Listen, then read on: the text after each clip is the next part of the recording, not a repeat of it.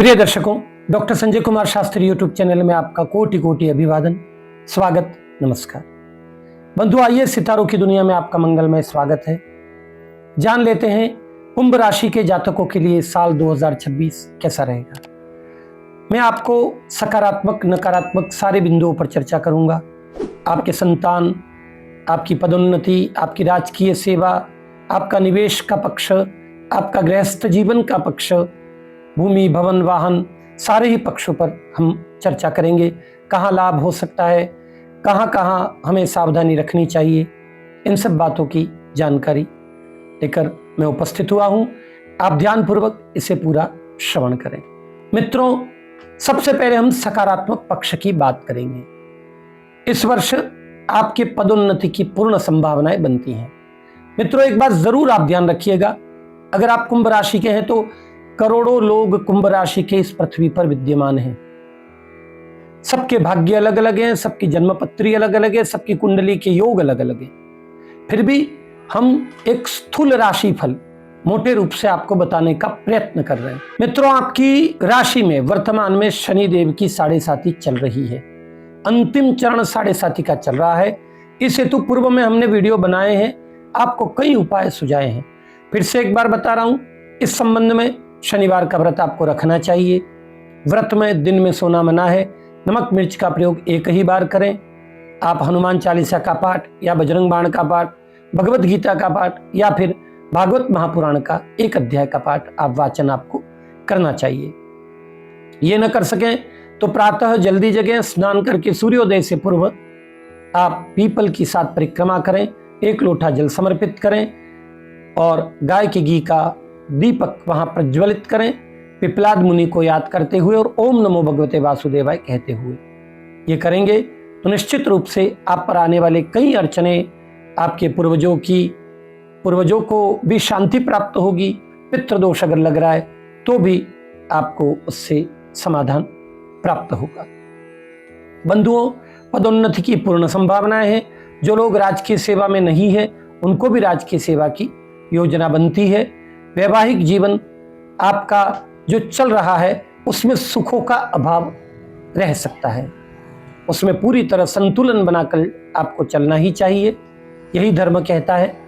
साथ ही आपके लिए अगर आप अविवाहित हैं तो विवाह की योजना बनेगी। अगर आप राजनेता हैं, फिल्म निर्माता हैं, कोई अभिनेता हैं, साहित्यकार हैं, बड़े समाज सेवी हैं तो आपको कोई बड़ा पुरस्कार इस वर्ष प्राप्त हो सकता है। अगर आप शिक्षा जगत में हैं, शिक्षक हैं, तो आपको संस्थाओं के द्वारा भी शिक्षक सम्मान प्राप्त हो सकता है। आपके द्वारा किए गए प्रयास सफल होंगे। आपके द्वारा अध्ययन कर रहे विद्यार्थी भी उच्च शिखर को प्राप्त हो सकते हैं। मित्रों, इस वर्ष स्वास्थ्य की दृष्टि से आपको मोटापे से संबंधित रोगों से बचना चाहिए, कफ जनित रोगों से भी बचना चाहिए, ठंडी बीमारियां न हो इसका जरूर ध्यान रखें। उच्च रक्तचाप, शुगर इत्यादि बीमारियों से बचना चाहिए। कान के रोगों से भी आपको बचना चाहिए। शुभ खर्च आपका इस वर्ष हो सकता है।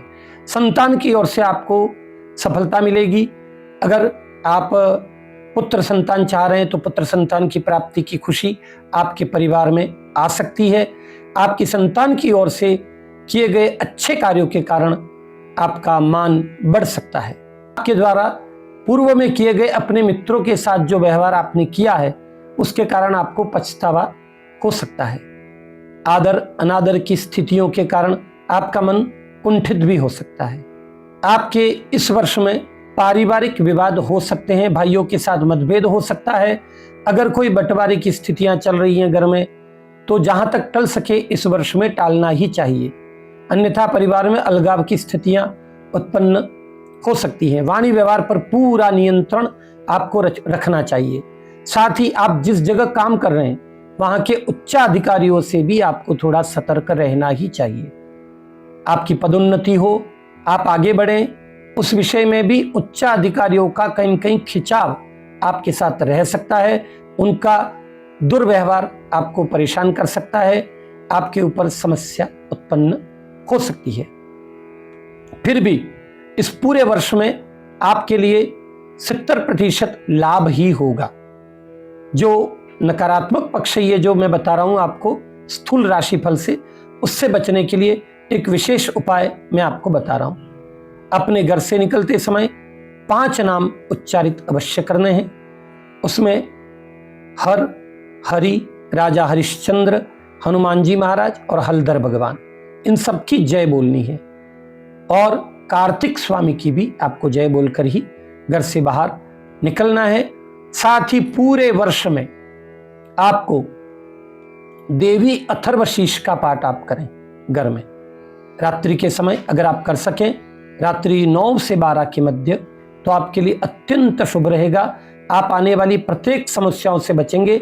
जो लोग आपके नकारात्मक हो रहे हैं, चाहे वो उच्चाधिकारी हो, चाहे आपके उन्नति में कोई बाधक बन रहा है, वो व्यक्ति भी आपके अनुकूल बनेगा अगर आप देवी अथर्वशीष का पाठ करेंगे। ये ना कर सके तो केवल निवारण मंत्र ओम ऐं ह्रीं क्लीं चामुंडायै विच्चे नमः, इस मंत्र की एक माला कर लें। अगर ये भी आपसे न हो सके तो आप ये नियम बनाएं कि घर से निकलते समय आप अपने घर के मंदिर का दर्शन करके निकलें, उनसे प्रार्थना करके निकलें और केवल 5 बार ओम ऐं ह्रीं क्लीं चामुंडायै विच्चे नमः, ये 5 बार उच्चारित करके आप निकलें, तो भी माँ भगवती आपकी सहायक बनेगी, आपके सारे ही कार्य साध्य होंगे। और एक विशेष बात आपको ये ध्यान रखनी है, जो मैं समय बता रहा हूं, 10 फरवरी से लेकर 14 मई के बीच आपको वाहन से भी सावधान रहना है, जमीन की लेन देन से भी आपको सावधान रहना है, स्वास्थ्य का भी आपको ध्यान जरूर रखना है। साथ ही किसी भी स्थिति में पदोन्नति के अतिरिक्त आपको अपना कार्य क्षेत्र नहीं छोड़ना है। आपकी पदोन्नति हो रही है, आपको जाना पड़ रहा है, आप जरूर जाइए, लेकिन विद्वान ब्राह्मणों से अच्छा मुहूर्त लेकर अच्छे समय में प्रस्थान करें। अन्यथा आप जिस जगह कार्य कर रहे हैं उसी जगह आप बने रहें। अगर आप ऐसा नहीं करेंगे तो आगे आपको दुविधा की स्थिति संतान को लेकर आ सकती है। आपके संतान की उन्नति में कहीं न कहीं आपका स्थान छोड़ना बाधक बन सकता है। लेकिन अगर आप पदोन्नति के कारण जा रहे हैं, कोई विशेष स्थानांतरण आपको लाभ हो रहा है और आपको जाना पड़ रहा है, तो आपको मुहूर्त देखकर, उसमें आप अपना भी मुहूर्त देखें और अपनी संतान का भी मुहूर्त देखकर ही आपको प्रस्थान करना चाहिए। ईश्वर आपका सहायक बने, ऐसी हम भगवान से प्रार्थना करते हैं। आप सभी को बहुत बहुत आशीर्वाद, शुभकामनाएं। राधे राधे।